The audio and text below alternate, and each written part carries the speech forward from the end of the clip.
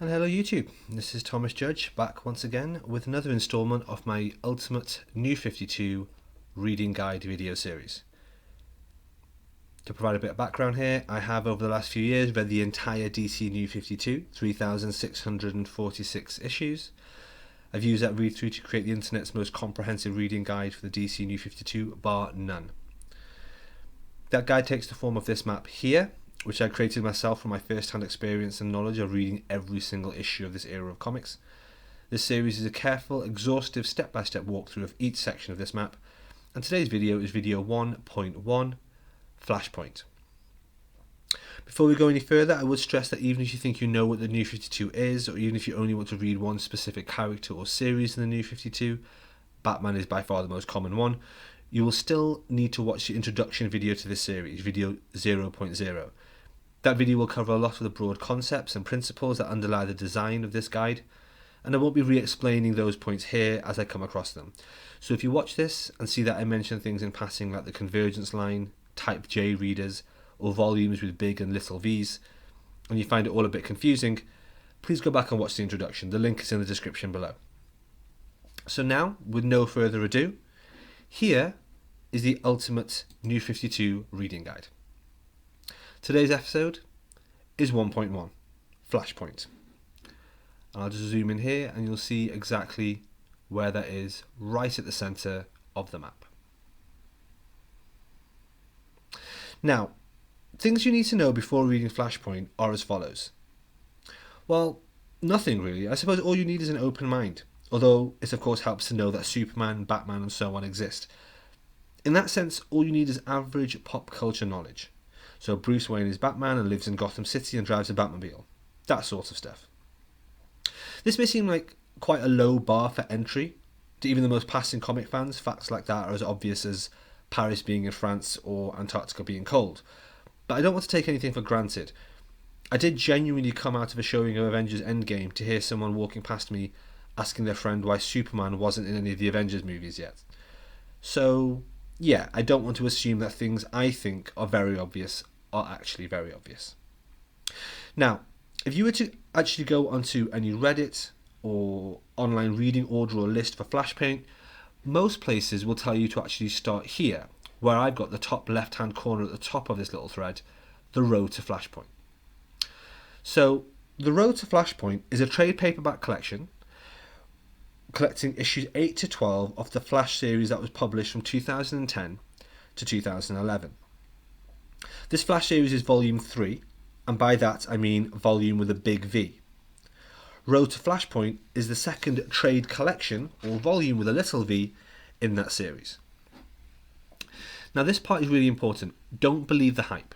There is no need to read this at all. All this story does is introduce the idea that Flash has a nemesis called Zoom. Something most passing Flash fans will know already, and even if you don't, it doesn't matter. Other than that, nothing of value happens here. Seriously. Now, on that note, some of the more pedantic and type P reading guides you find online will also recommend this. And here on the right we'll see Time Masters, Vanishing Point. They'll say that's essential reading before Flashpoint. And it's a 6-issue miniseries set directly before Flashpoint and is collected in that single trade collection. Don't let the cover here, as I'll zoom in, fool you. This has very little to do with Batman. It also has very little to do with anything at all, other than setting up a minor Easter egg that I'll mention elsewhere in a couple of minutes. This is an entirely unimportant read and not to be recommended. So zooming back out again, here we have right in the middle, the main event, Flashpoint. The event that reshaped the entire DC universe.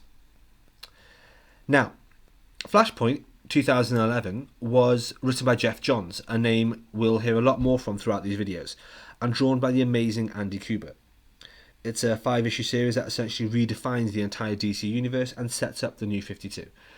To say any more would be to provide spoilers, which I don't want to do. Suffice to say, this is a great story and an essential read if you want to read the New 52.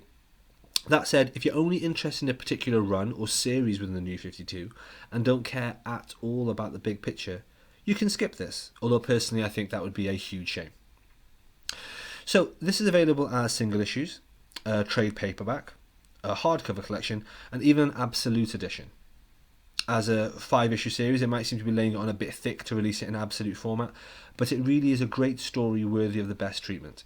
I put a link to a great review of the Absolute in the description below, done by the deluxe edition. You might be interested to know that this miniseries was also made into a DC animated movie called The Flashpoint Paradox. Whilst it's not bad, the art style put me off personally.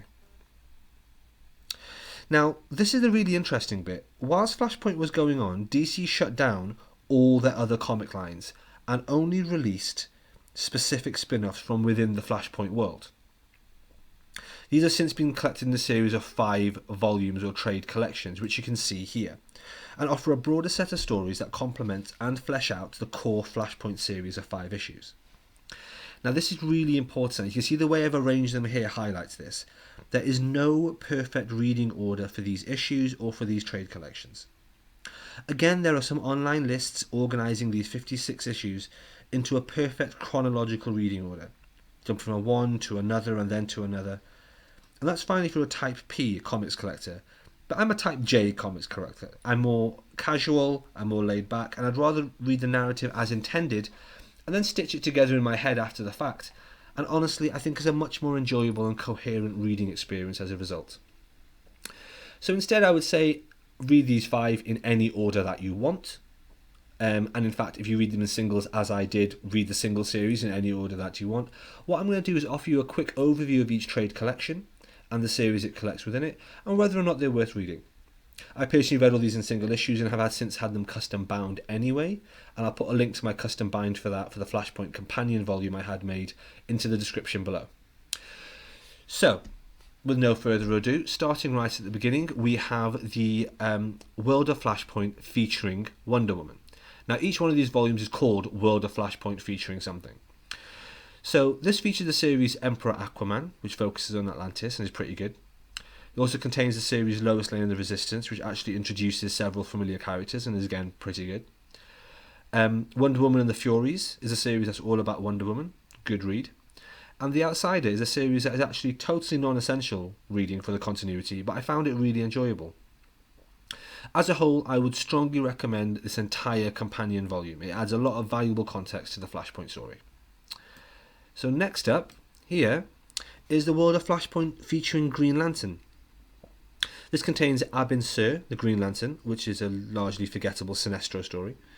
It also contains Frankenstein and the Creatures of the Unknown. Again, this is forgettable. It also contains the Hal Jordan series, which might provide fan service to long-time fans, but I wasn't interested. And finally, it contains a single issue called Green Arrow Industries, which was great. As a whole, this volume was weak and unnecessary.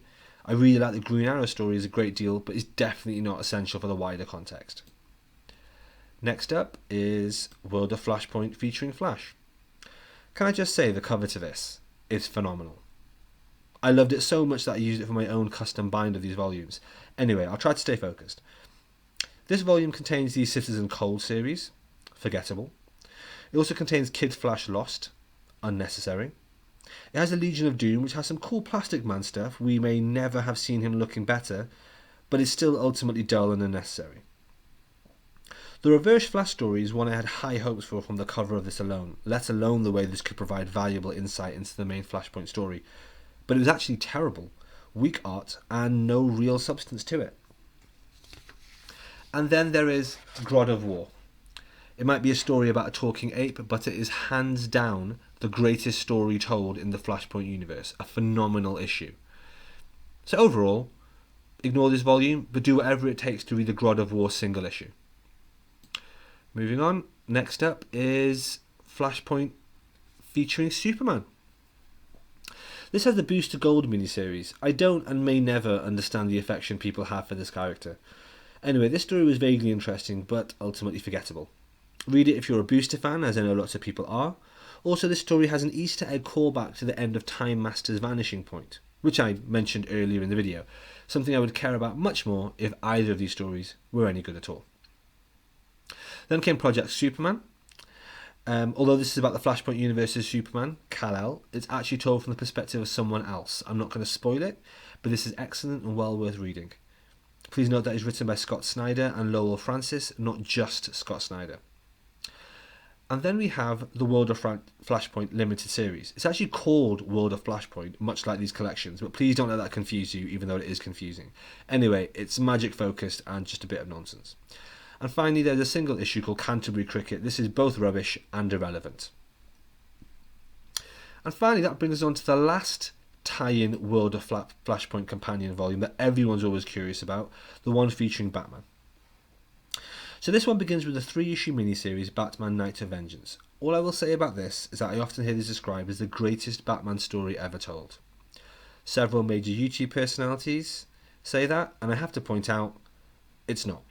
It is good, and it is pretty essential reading for lots of reasons, but let's keep it in perspective. It's really good. It's not the greatest comic ever known to man. It's not even the greatest issue in the Flashpoint universe. That accolade goes to God of War.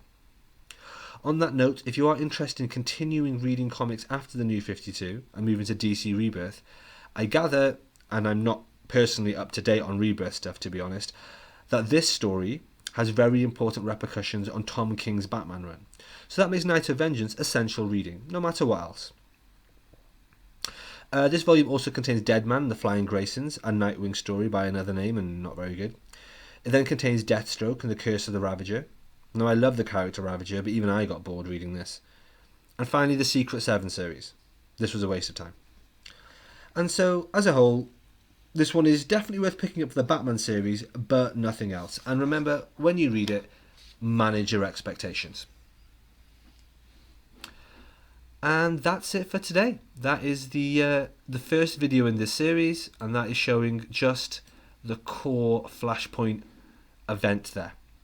It's an overview of the event as a reading guide, and I hope you found that useful. I know that a lot of people are holding out on these in the hopes of an omnibus collecting at least Flashpoint and the 5 spin-offs, and I guess an omnibus might happen one day, but keep in mind this is 61 issues in total. It would be a hell of an expensive and thick omni, assuming that DC didn't drop out some of the peripheral issues as they did in the Blackest Night omnibus. But either way, I don't really believe it's something worth getting. Too many of these issues are weak or irrelevant, and that means that well over 2/3 of the Omni would be hot garbage, at least in my opinion. As such, I would recommend reading them in single issues, or picking up the trades from your library and seeing what you think first. Thanks for watching, and I hope you enjoyed the video. As always, please like, comment, subscribe, and share more widely. I'd be really interested to hear your thoughts on the New 52 and on this series of videos as it progresses. Is it helpful or clear enough? Let me know in the comments below, or tweet me at @IamThomasJudge. And as always, these videos are only possible thanks to supporting this channel by heading over to Amazon.com and picking up the first episode of my prose novel No Gods or Kings, available for less than $1. It's a series of interviews from a future where superpowers are real and the entire world has changed dramatically as a result. If you have Kindle Unlimited, the first volume is completely free anyway. For those of you that are interested in downloading the map and infographic I've created for this video, that is also available on my website, nogodsorkings.com, which is in the description below. So whilst you're there, why not pick up the first book and support the channel. Until next time, stay classy.